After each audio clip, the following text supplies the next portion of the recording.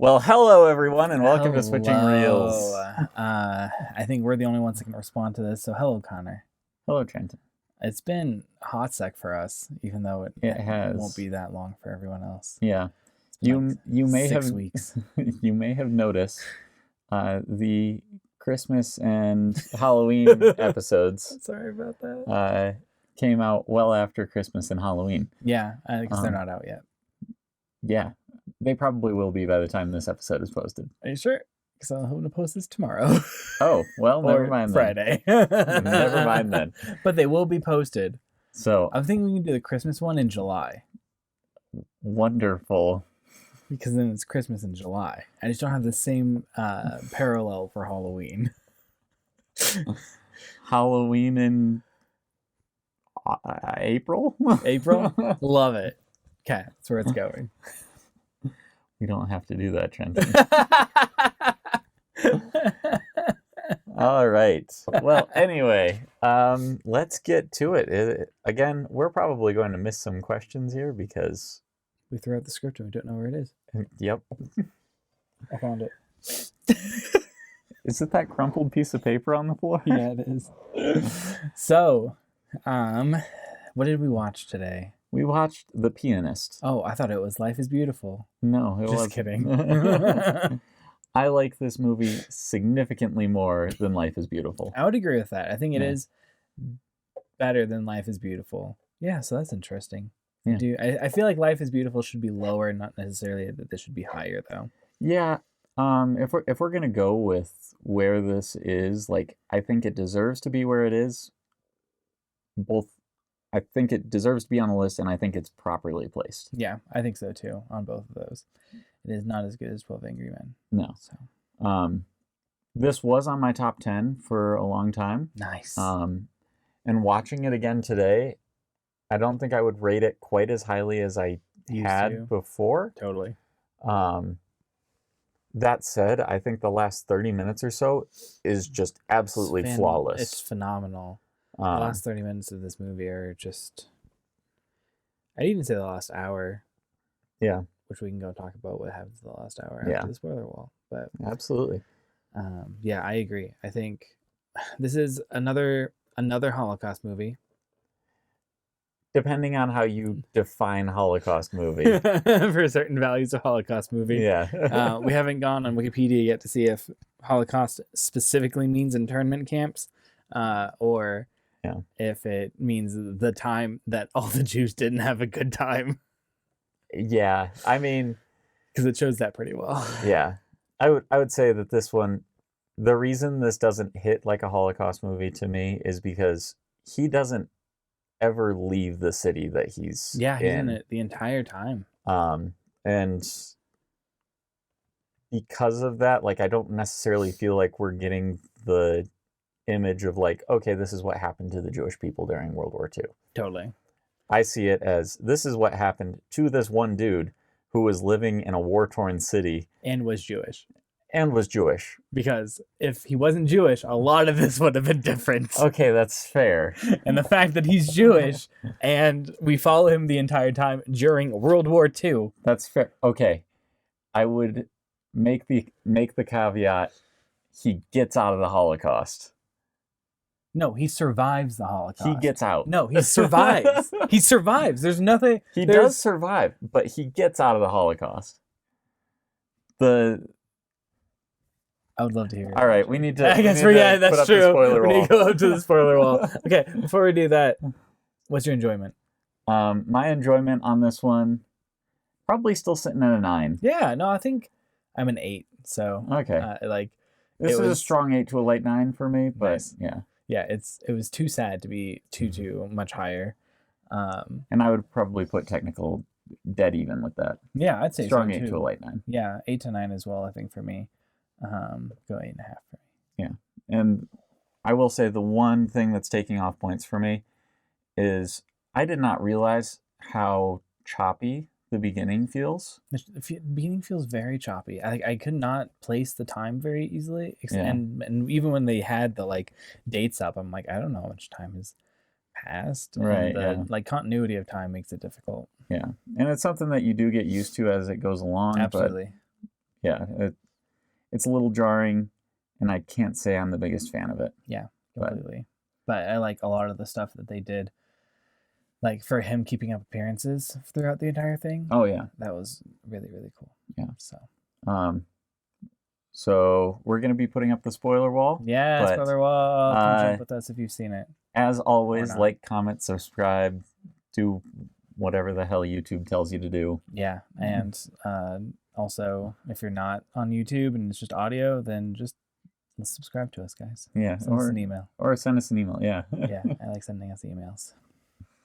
All right. So spoiler wall. Yeah. So he escapes the Holocaust. Yes. Okay. And I would say that is the moment when the police officer that tries to recruit his brother pulls him out of line. That's the moment he escapes the Holocaust. Because from that point on, he is no longer being corralled with the Jewish population. He is now escaping and surviving what is essentially a war-torn city that the Germans happen to occupy. So I think to set this up well, I want the summaries now. Okay. All right. Okay, let's do this. This is a film about Władysław Spielman, a real-life pianist who was Jewish in Warsaw, saw the beginnings of the Holocaust and was able to escape it, and then lived for the remaining years of World War II in Warsaw until the Russians came and liberated the city.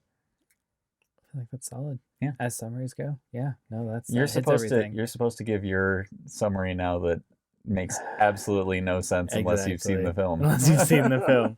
All right. We've got a cool pianist guy. You're not entirely sure what's happening when or where Warsaw is if you're me.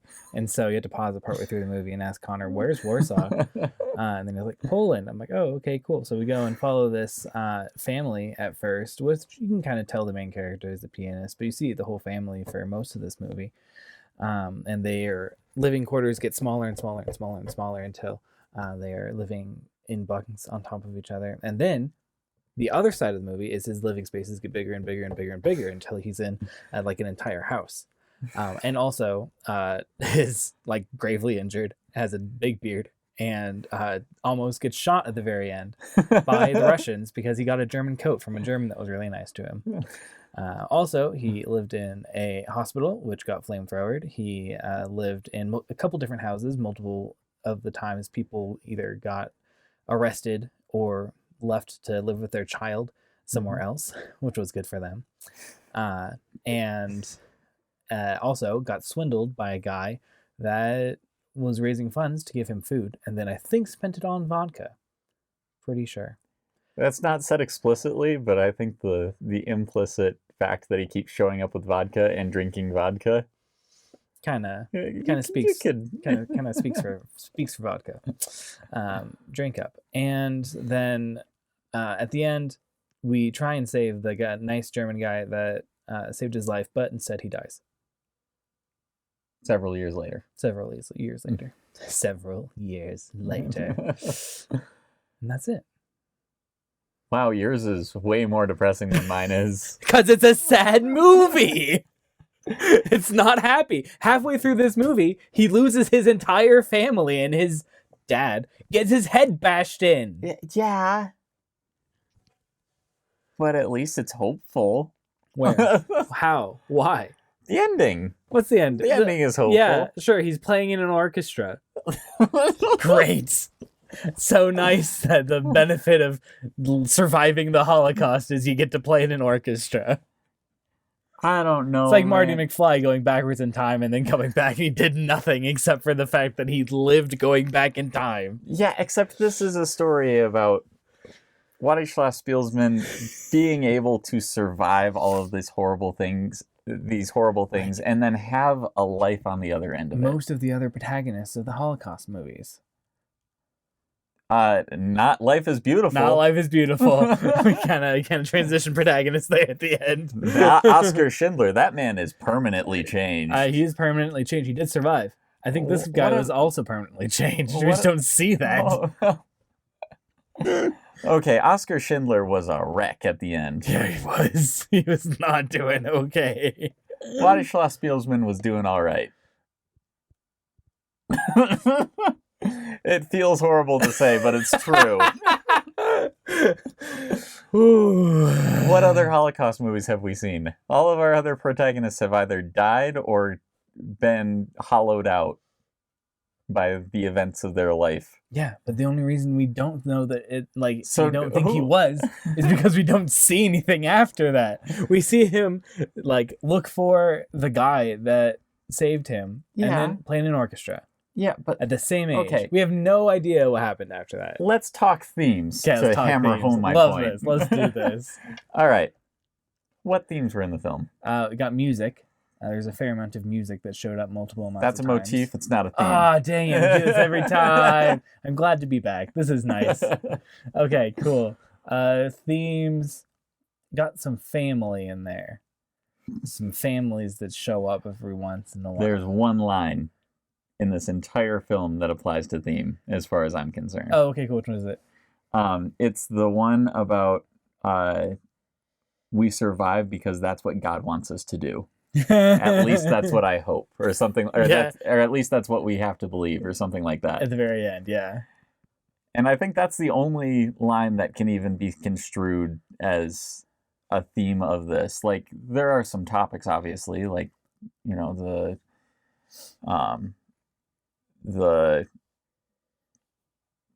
preservation of the human spirit, that kind of thing. But like, the only true theme, I think, is that one. And so I would make the argument, if that's the theme of the film, then it's hopeful at least on a certain level.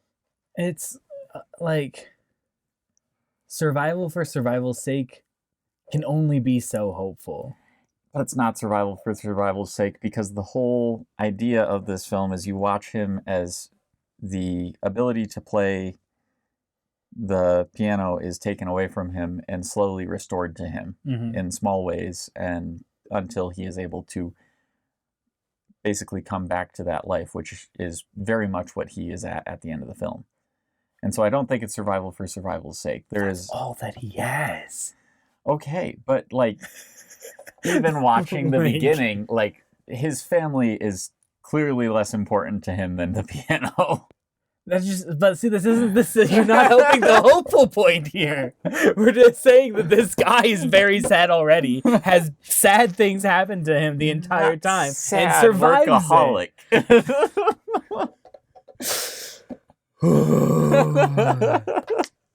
I still don't think he escapes the Holocaust because he's never out of danger. Never once in this movie is he out of danger. Again, you escape the Holocaust if you go to Russia, or if you go to, like, if you leave the city that you're being persecuted in. Okay, I mean... And don't wait until the end of the war, like in every other Holocaust movie.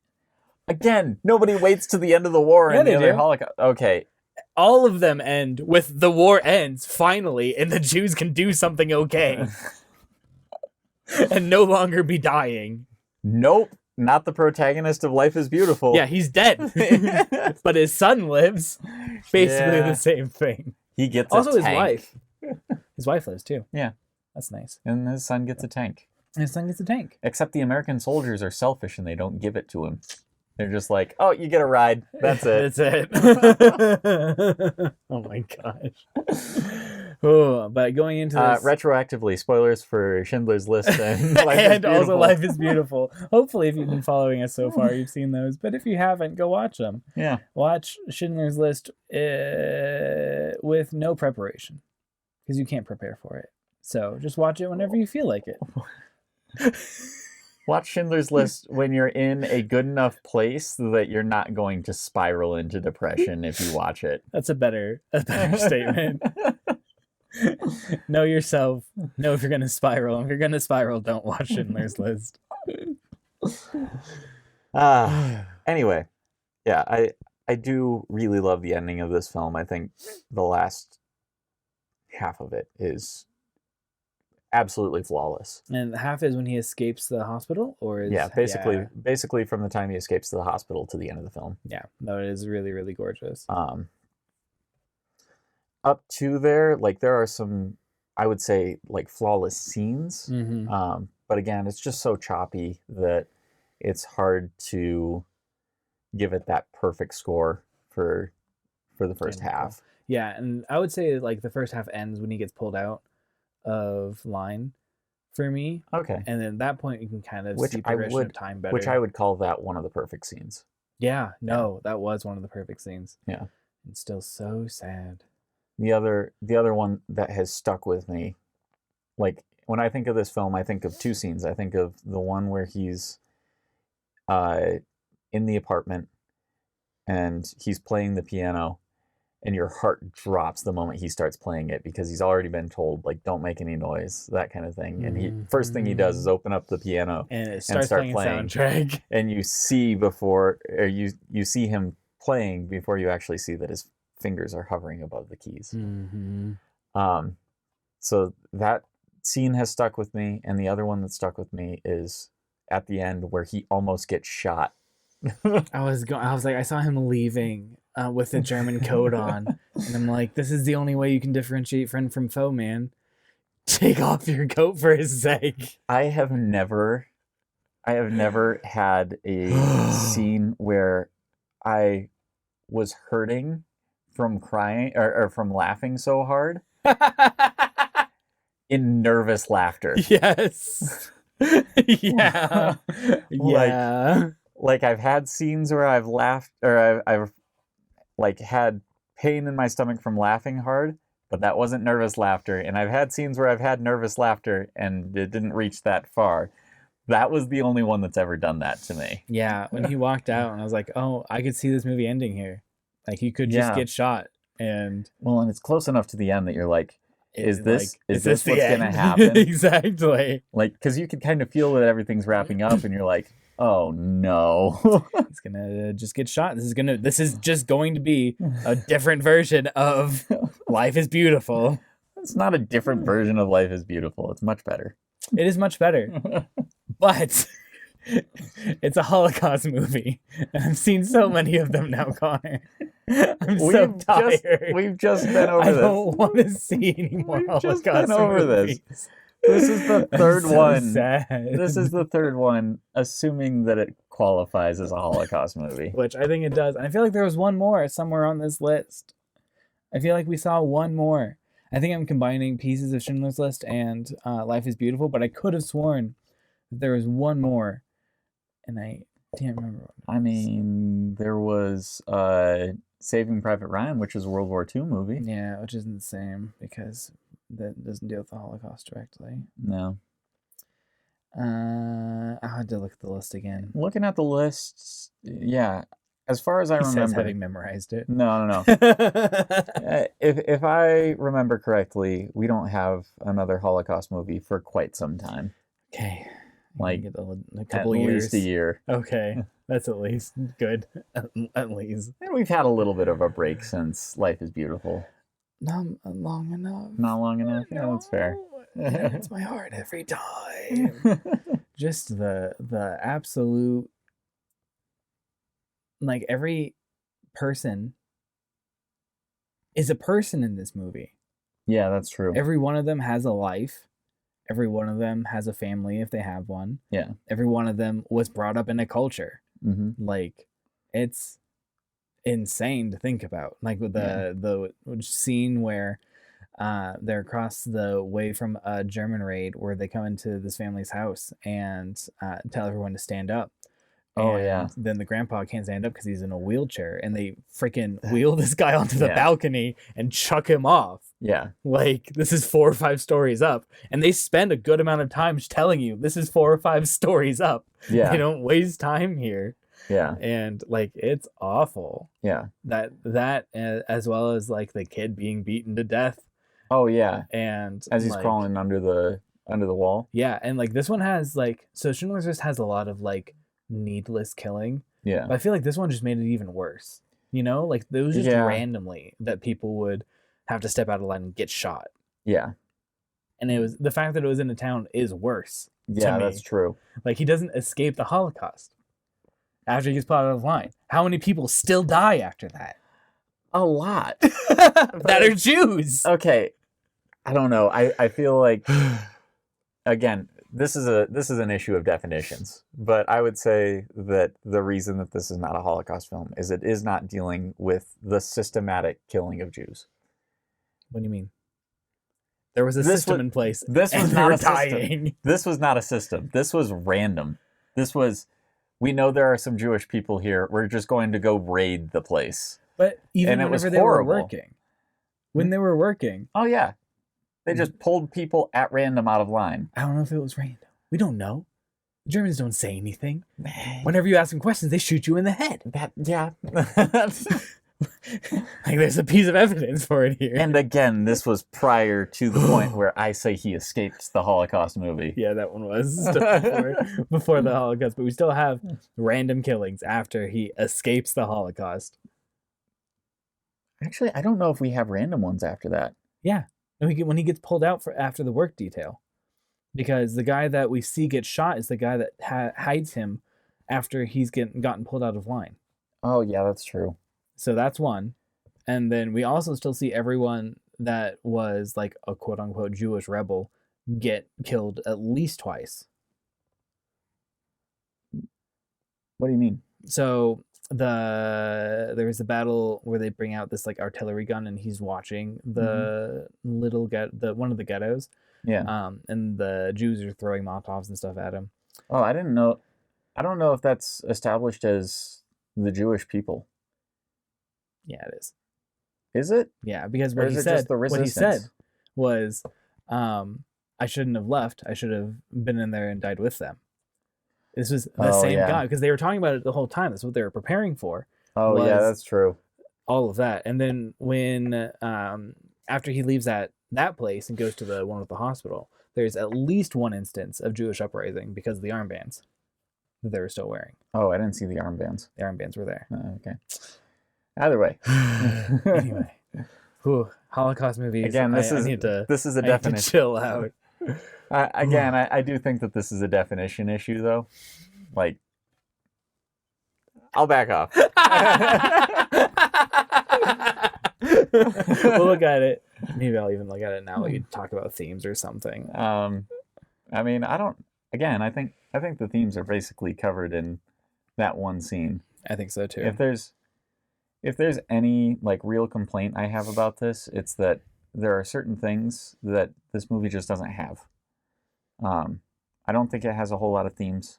I don't think it has a whole lot of character development. No. It has some great character establishment, but even Marshall Spielman, like, we don't see his character change all that much. We see him go through a lot, but we don't see him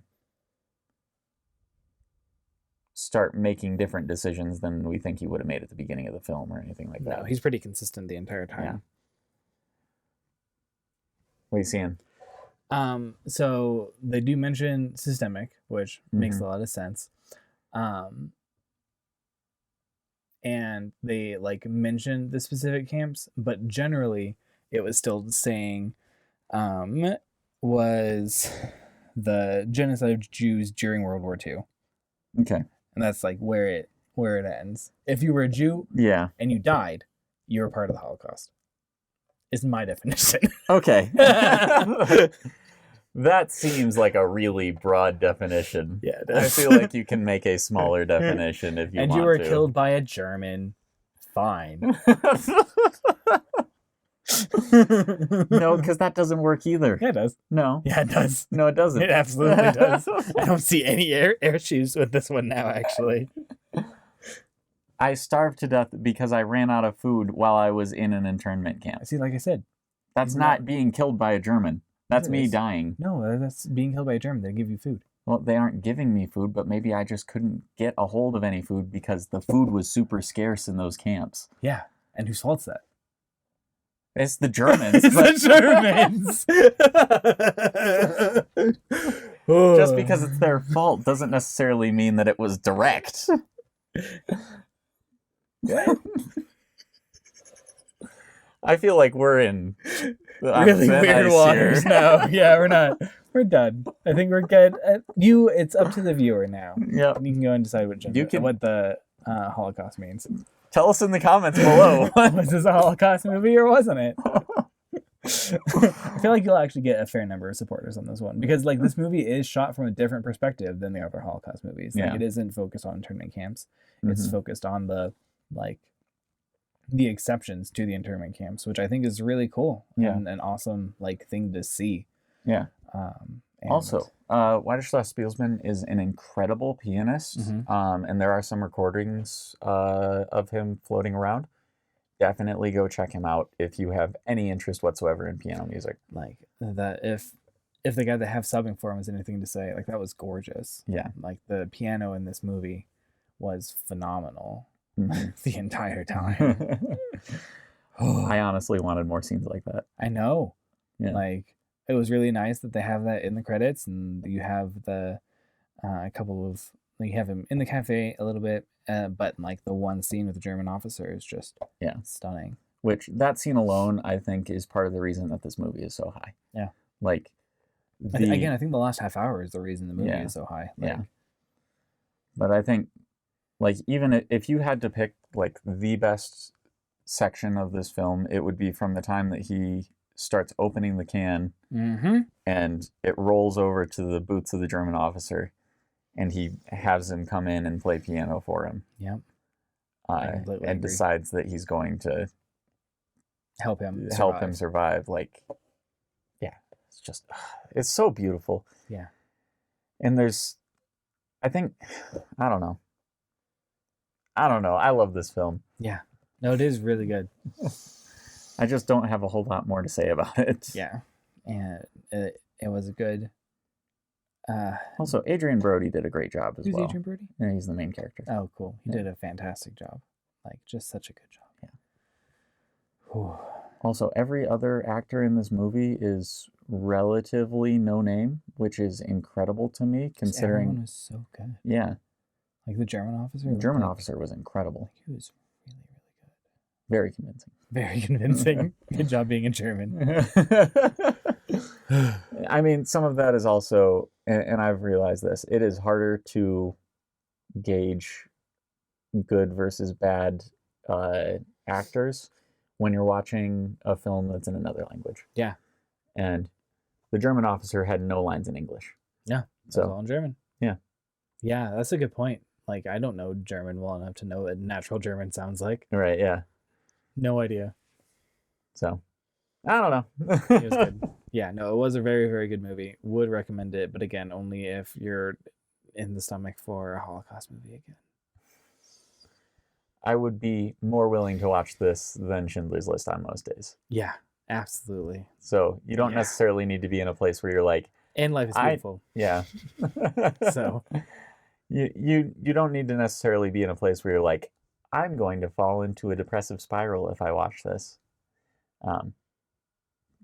You probably won't from this one. No. There's more beauty in this than there is horror. Yeah, there is more beauty than is there? It's close. Again, you decide. There's probably more horror in this. I'm pretty sure there's beauty. More. He gets jaundice. Yeah, but the guy tells him jaundice only really affects your looks. It makes you look weird. It doesn't. It's not actually a real disease. Yeah, it's not like you're on your deathbed for a sec. You got a pediatrician to come in and look at you. Okay, what was in the can? Yeah, I want to know that too. If you guys know, after watching this movie, what was in the can, we can probably go back and translate it. Not translate it, just Google what it was. My best guess is long watermelons. So Connor's thinking long watermelon, which makes complete sense. And I'm thinking, but it fits in a can like that big. I'm thinking like a pickle or a cucumber cousin. That's what I'm thinking. Especially if it's canned. It's far more canned watermelon. It's far more likely that you're right. But I saw the picture. It was long watermelon. Yeah, it did look a lot like a long watermelon. Even if it had hexagonal sides or something. It was really strange. Yeah. Good. What's next week? Next week is Parasite. Nice. Yeah. Have you seen that one? No, I have not seen any sort of pairs, especially ones I can see. Join us next time when we watch Parasite. Parasite! Anything I should know? This one's weird. It's a weird movie. Okay. I like it. Is it aliens? Oh, also, Probably aliens. this has pretty much nothing else to do with it, but I had a long-running tradition where every time the Oscars would announce their nominations, I would make sure I'd see all of the films in theaters. Nice. And then I would make my prediction as to what they were going to pick and what my favorite film was. Yay. That sounds awesome. And I was correct several years running until Parasite won. Oh. And it pissed me off. What was Because running there with was, it? I can't remember. I remember there being one that I was like, this is pure Oscar bait, and it's good Oscar bait, which is usually what they're looking for. Parasite was in another language, and it was way too artistic for anything that the Oscars would ever pick. Someone bribed. I'm not saying like the other ones aren't artistic. What I'm saying is like this was playing to an art crowd. And to your point, every Oscar nomination is a bribe. Oh, that makes sense. Like they send lots and lots of gifts to make sure that their film is for your consideration.